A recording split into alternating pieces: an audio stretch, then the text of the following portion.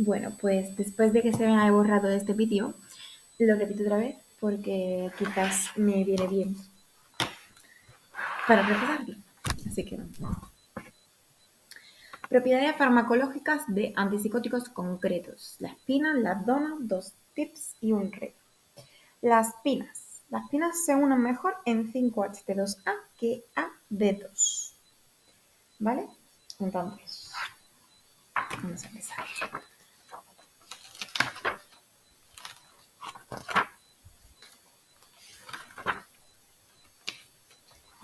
Las pinas. Clozapina es un antagonista serotoninérgico 5-HT2A dopaminérgico D2. Eso quiere decir un ACD. Es un antipsicótico atípico prototípico. Tiene uno de los perfiles farmacológicos más complejos y es de los más efectivos. Aunque los antipsicóticos se suelen dosificar para obtener una ocupación del 60% de los receptores D2, esto podría ser menor para la clozapina. El primer antipsicótico definido como atípico. No tiene SEP, no disquinesia tardía, no elevador de la prolactina. Puede servir para tratar la agresividad y violencia en pacientes psicóticos. Es raro, pero puede producir despertar. Despertar es como un retorno a nivel próximo al normal, tanto cognitivo como interpersonal, así como de su funcionamiento diario y no solo de los síntomas positivos de la psicosis. El único que consigue reducir el suicidio. Es el único que consigue reducir el suicidio. Sus efectos secundarios son la granulocitosis, convulsiones, sedación, que está asociada al potente antagonismo de los receptores muscarínicos M1, histaminérgicos H1 y adrenérgicos A1. Excesiva salivación, miocarditis, ganancia de peso, que está asociada al bloqueo de los receptores histaminérgicos H1 y los receptores H5-HT2C y mayor riesgo cardiometabólico. Se emplea cuando otros antipsicóticos no tienen éxito. La quetiapina tiene una potente acción anticolinérgica. Es un ASD, que es lo que hemos hablado antes. Lo pongo por aquí.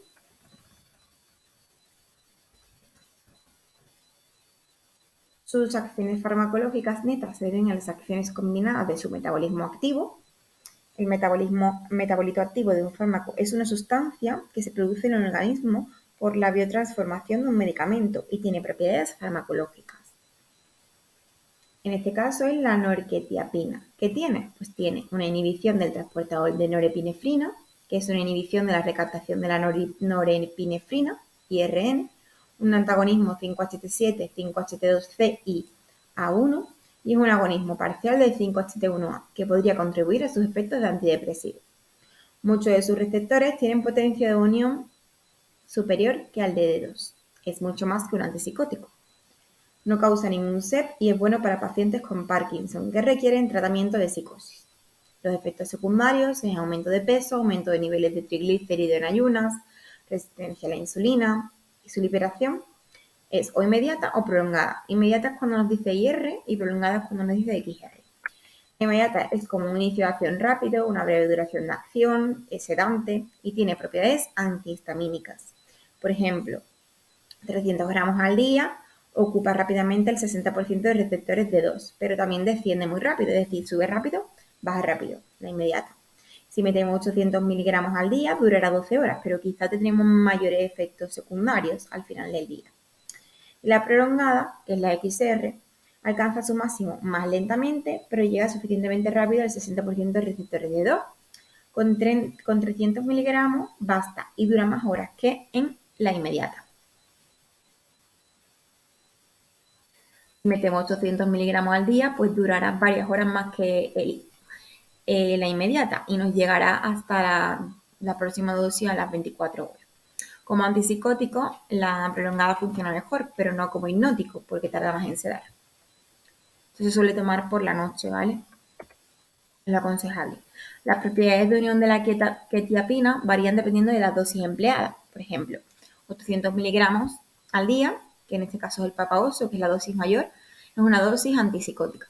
Cuando hablamos de 300 miligramos al día, que es la mamaosa, es la de intermedio, hablamos de una dosis antidepresiva.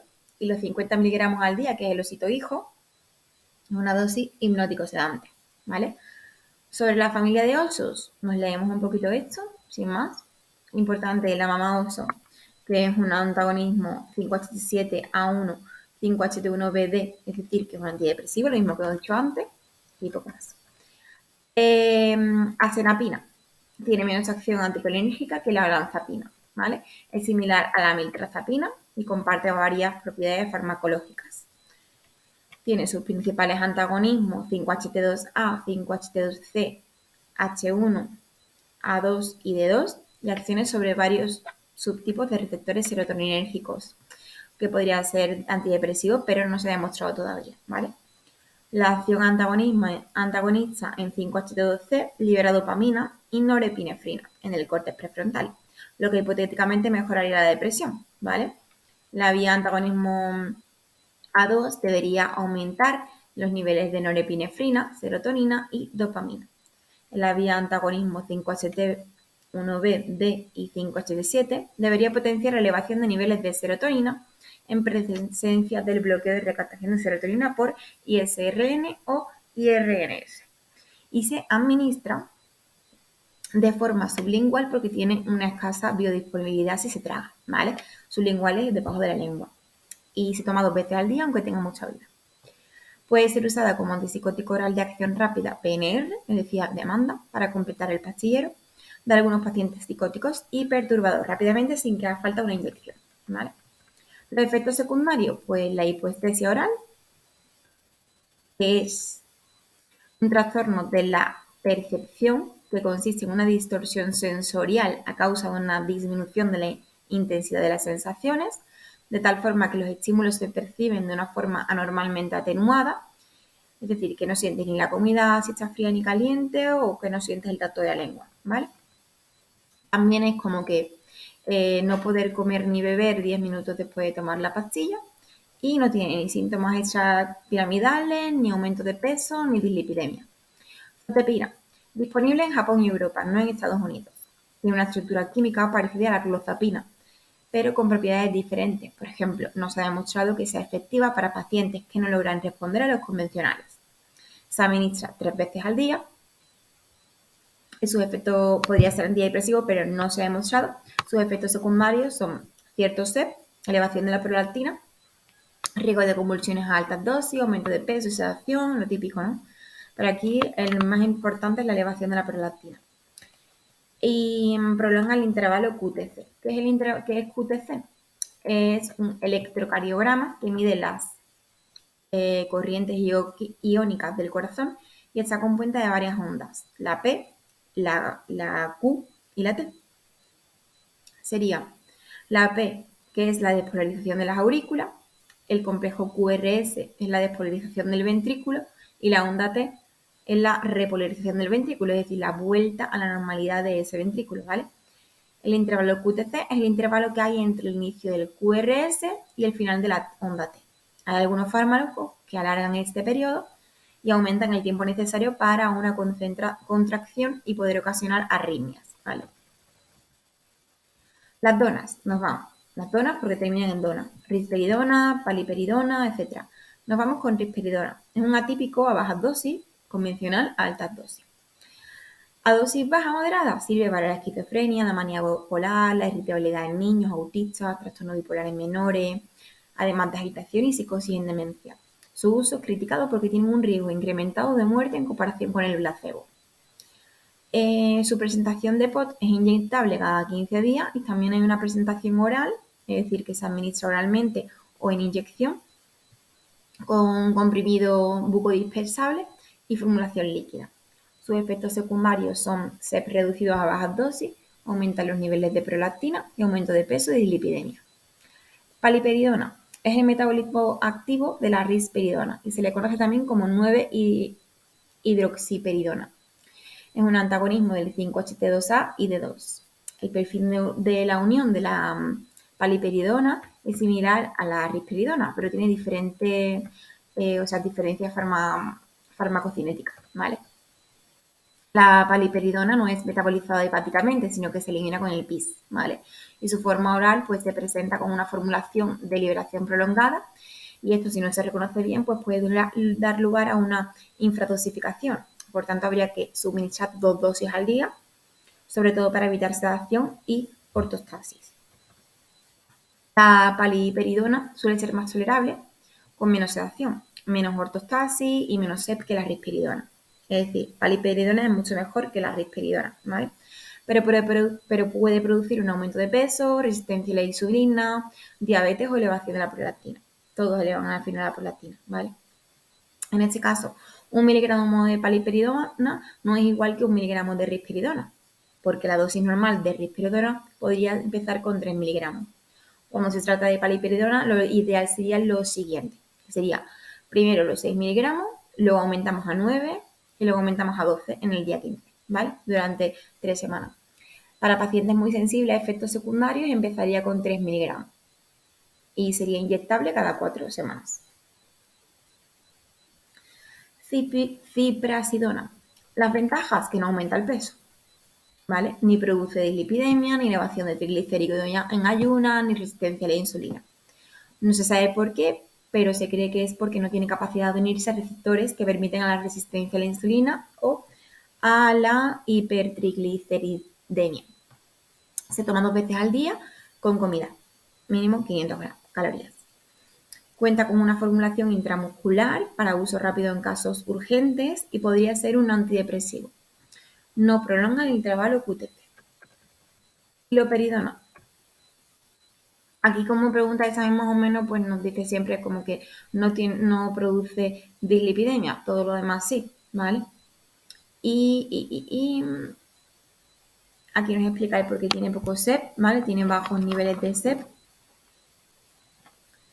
Y se sabe ahora que la actuación de norepinefrina en receptores A1 puede estimular las mismas neuronas piramidales en el corte prefrontal que la serotonina en su actuación sobre los receptores 5-HT2A.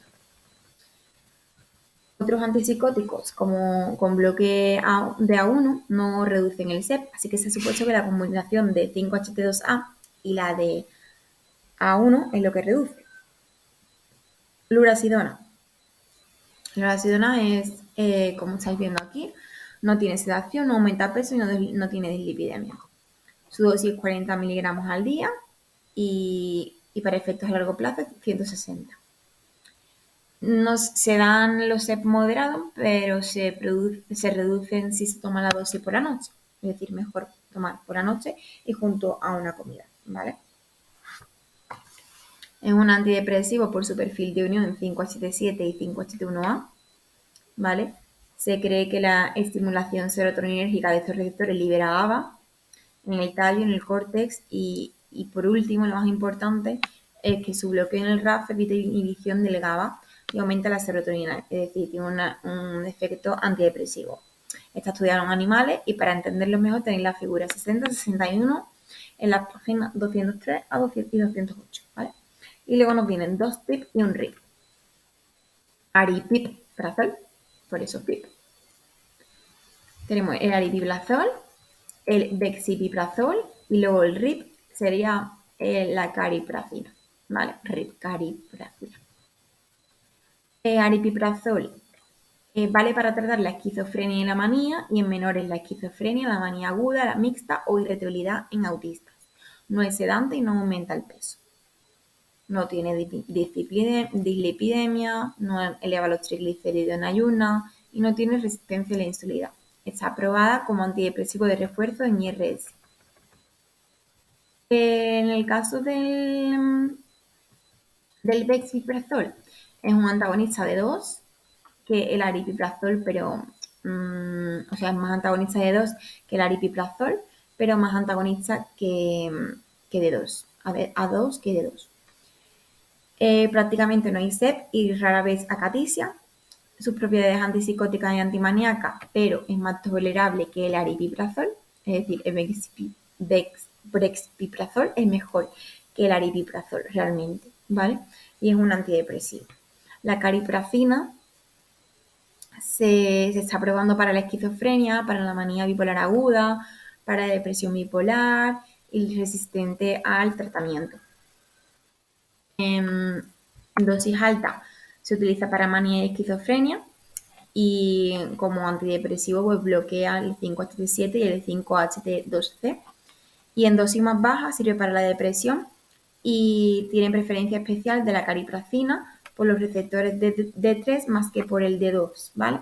Esto nos quiere decir que normalmente se ocupan ambos receptores y tienen los mismos efectos los dos, pero como la caripracina ocupa especialmente la 3, se cree que al igual tiene alguna ventaja. Por ejemplo, pues relacionada con la cognición, con el humor, con las emociones, la recompensa, etc. No tiene poco ser, ¿vale? Los otros serían la sulpirida, la amisulprida y el sertindol y la perospirona, ¿vale? Nos vamos con la sulpirida, que es el único así que nos ha entrado un poco bastante en examen. Fue desarrollado como antipsicótico convencional, causa SEP, obviamente, al ser convencional, y eleva la prolactina, pero tiene la eficacia sobre síntomas negativos de la esquizofrenia y sobre la depresión a baja dosis, ¿vale? Tiene preferencia por D3. La amisulprida no es solo un atípico, tiene estas propiedades clínicas debido a que es un agonista parcial muy cercano al extremo antagonista del espectro de 2, tiene bajo SEP y mejora síntomas negativos. No se sabe muy bien por qué, porque pese a que es antagonista de 5-HT7, no tiene afinidad apreciable a 5-HT2 y 5-HT1A. Produce ganancia de peso, elevación de prolactina, dislipidemia, diabetes, pero no se ha estudiado mucho, ¿vale? Puede producir prolongación del QTC. El tindol. Este es un antagonista 5-HT2A de 2. Fue retirado tras estudiar sus efectos sobre la seguridad cardíaca y el potencial de prolongación del QTC, pero luego fue reintroducido como agente de segunda línea. Puede ser útil para pacientes cuyos otros tratamientos hayan fallado, pero tienen que estar monitorizados para estudiar su estado cardíaco. Perospirona. Está disponible en Japón y es muy eficaz por ser antagonista, un agonista parcial de 5-HT1A. Produce ganancia de peso y dislipidemia, diabetes, pero no se ha estudiado mucho. Y son 3 dosis al día. O sea que, sin más. ¿Vale? Antipsicóticos en la práctica clínica. ¿Vale? La prescripción de los antipsicóticos en la práctica clínica puede ser muy diferente de su estudio en ensayos clínicos. ¿Vale?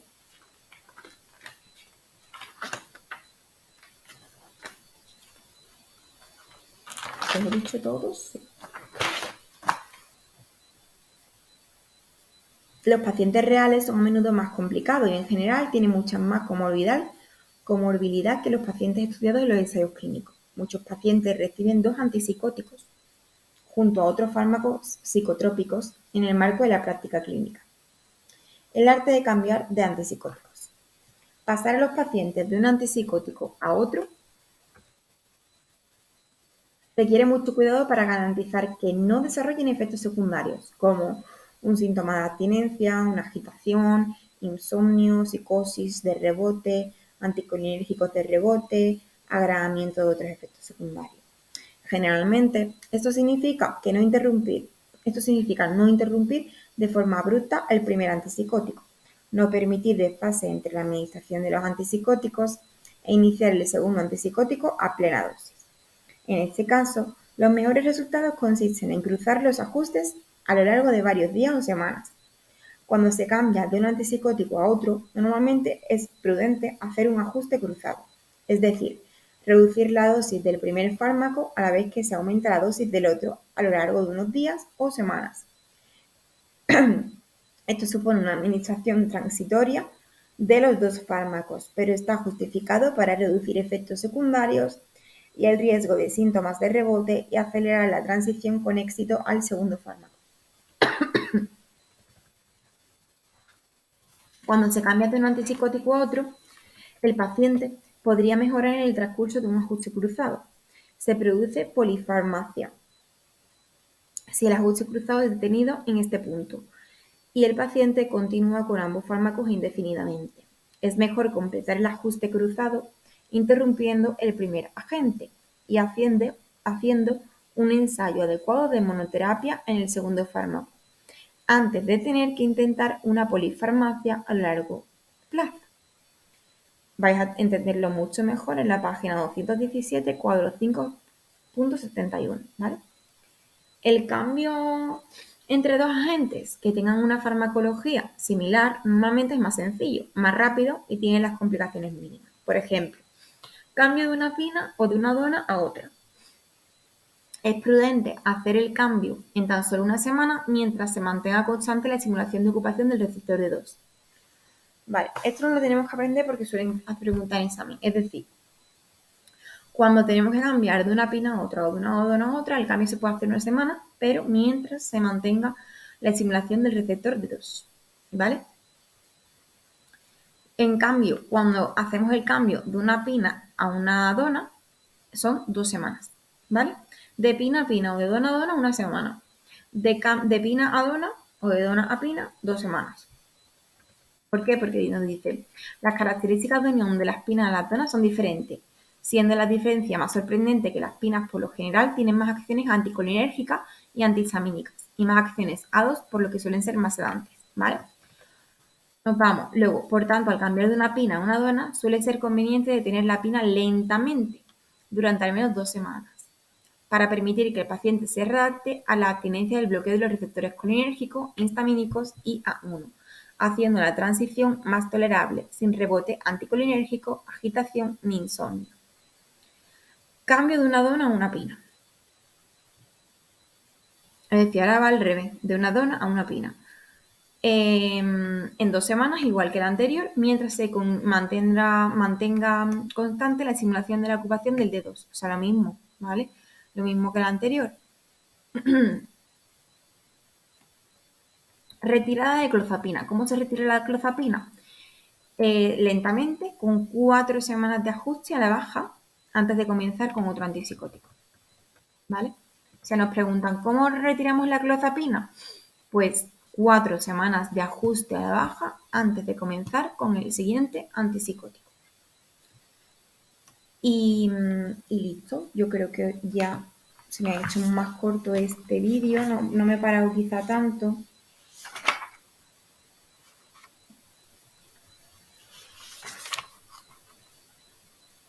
Os he dicho todo, o sea que pensaba que no, pero sí.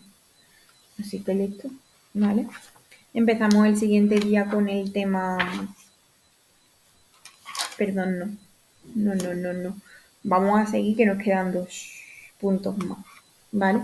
Tenemos este cuadro, está súper bien porque nos resume los antipsicóticos con las pinas. Las pinas son la clozapina, la quetiapina, la senapina y la azotepina, ¿vale?